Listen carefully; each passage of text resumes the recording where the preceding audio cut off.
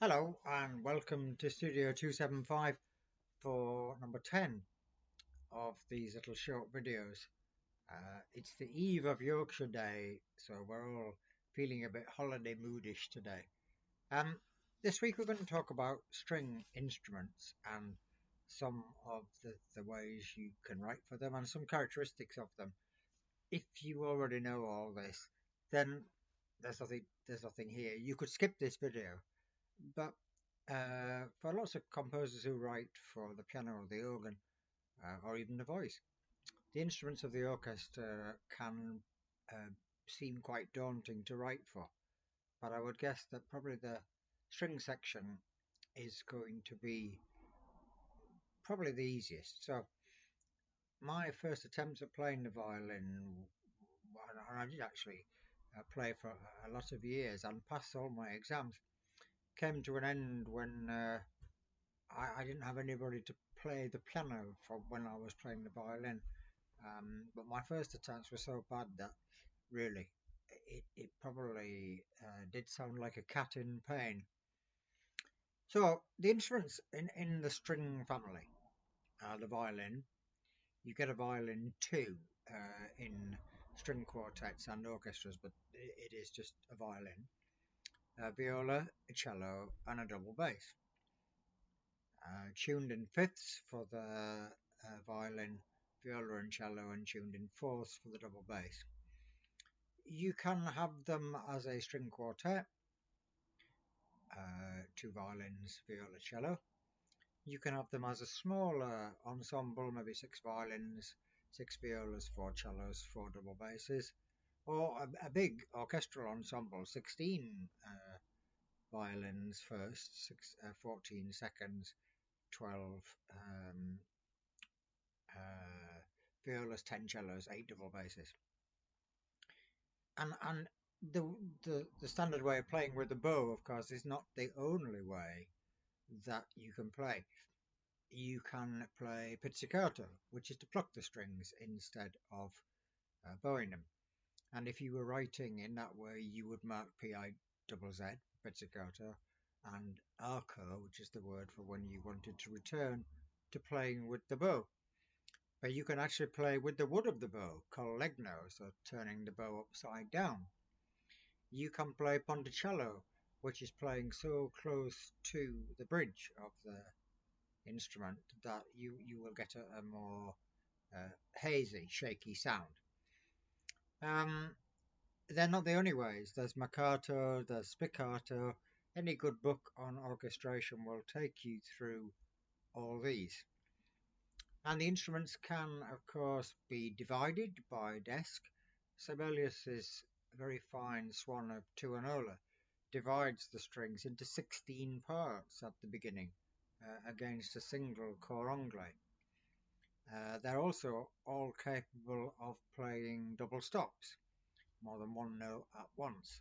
And in fact, on a violin, it is possible to play the G of the G string, the D of the G of the D string, the B of the A string, and the top G of the E string, giving you two open strings and a four-part chord. Now, the bow, of course, has to go over all notes. Um, Double stopping with instruments rather than divided will generally give you a fuller, richer sound. And you can double stop in thirds and sixths with perfect safety. Fourths and fifths can be a little more trickier to tune, but they're not out of the question. You can play vibrato, the same thing as a tremulant on an organ, so it gives a richness of sound. Though we do know actually from recordings that Elgar didn't like that and preferred that the instruments were played non-vibrato, which you would have to say if that's what you wanted. You can play with mutes, which will give a more restrained sound to the instrument. The mute goes on. I think one of the things to bear in mind is if you do want that, you need to leave time for the mute to go on and go off. Uh, Likewise, if you're going from pizzicato to bowed, you need to leave not so much time, but some time to get back into the different style of playing.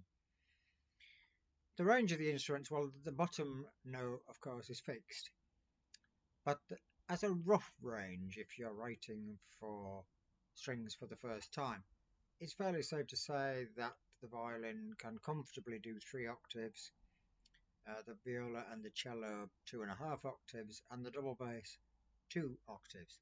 And interestingly, the double bass is a transposing instrument, not a transposing instrument in the way that a clarinet is in B flat or whatever, but a transposing instrument in that you write an octave higher for it, and it sounds an octave lower, and that's to avoid lots and lots of ledger lines.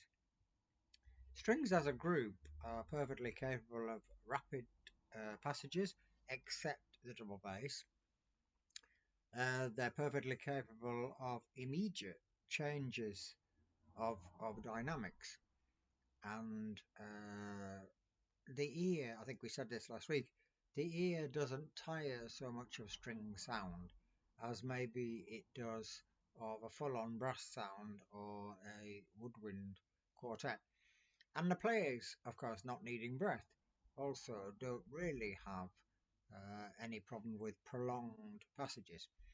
And they can be incredibly agile, as I've said, except the double bass, but they can also be incredibly sustained if you were to think, for instance, of Samuel Barber's Adagio for Strings. And Samuel Barber's Adagio for Strings, of course, is also an interesting example of a very lush sound of a full string orchestra, a very warm, romantic sound. But Samuel Barber's Adagio for Strings, in its original string quartet version, produces a much hollower, more eerie sort of sound, which I think Samuel Barber said was more in keeping with what he wanted from the piece rather than the completely lush sound. Uh, Wonderful examples of string writing can be found in the scores of Tchaikovsky, especially. Elgar, again, especially the Serenade for Strings. Brahms is sometimes a little awkward in his string writing, and awkward intervals can lead to tuning difficulties. So there's very little that string instruments can't do in the way of very fast chromatic passages, but sometimes they can be divided between violin 1 and violin 2. In many scores, in many early string quartets by Haydn and people of the like, the second violin didn't seem to get really an awful lot to do. As he developed, and the second violin can be as important as the first violin. They don't normally cross unless you've got good reason to do so, or unless maybe you've got a very uh, lengthy fast passage which you wish to change between the two instruments. In terms of blending with every other part of the orchestra, while strings and voice is of course fine, Reinberger wrote a set of maybe 6, if I remember rightly, pieces for violin and organ, which you wouldn't think was a combination that necessarily would work, but in the hands of Reinberger, they are fine pieces. They're really rather, the Reinberger style is not changed just because he's writing for violin, but they're very fine pieces. The strings don't blend well nor compete well with brass, and that's a completely different sound world, and the two together are not good. As regards to what pieces of music you might listen to with strings, and with strings and other instruments for that matter, well, for solo strings, a violin concerto, the options are many. Tchaikovsky's is a very warm and wonderful, uh, almost, I believe, when written, unplayable, said to be unplayable. But then so was Samuel Barber's violin concerto, said to be unplayable when or by the dedicated person when it came out. Both these are phenomenal examples of solo string writing against an orchestra. Cello concertos, well, again, one might take the Dvorak cello concerto, the Elgar cello concerto. There are numerous examples of fine writing, and you could look at the score and see to what lengths the technique and the range and the capabilities of the instrument are explored. String writing for string quartet, well, Haydn. I particularly like Dvorak's string quartets. I think they are a wonderful representation of the four instruments together. It could be said that the tuning of a string quartet is slightly more difficult for the players than that of a string orchestra. String orchestra pieces, well, the aforementioned Barber, the Tchaikovsky Serenade for Strings, the Elgar Serenade for Strings. But actually, you can go right back to Purcell if you're looking at English music for good writing for strings. Viola concertos, I think, probably hard to beat William Walton's, which is a fine example. There are also examples of string quintets. Boccherini, very famous from the film The Lady Killers, way back in the 1950s, the film, so probably showing my age now. So this is a quick look at strings. Now I do write for strings and a fair amount of string orchestra pieces in my catalogue that have been performed frequently. It is a different thing to transpose a piano part for strings. Because I think one of the things you need to remember about a piano part is that if you're playing a piano, your little finger and your thumb will stretch the octave. Of course, they won't on a violin because you're going up in one, you four fingers. You would then go into a different position as you'd move where finger one was would now become where finger two was, and so you can go up the fingerboard. Um, Arpeggios sort of figurations that the piano might like are to be found in Bach's unaccompanied partitas for violin, that can be divided between instruments. So the scope of writing for strings is vast.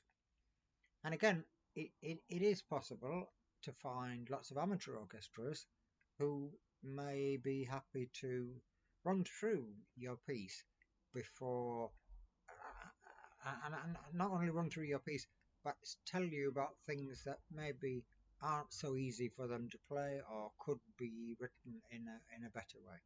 And I get the same will go for a woodwind quartet or a brass group. So that's a quick look at strings. By all means, ask any questions in the comments, and if I don't have the answer, I know someone who will. And that's it for this week. It says on the weather forecast it's going to be a beautiful weekend, so I hope you make the most of it, and we'll see you again next week.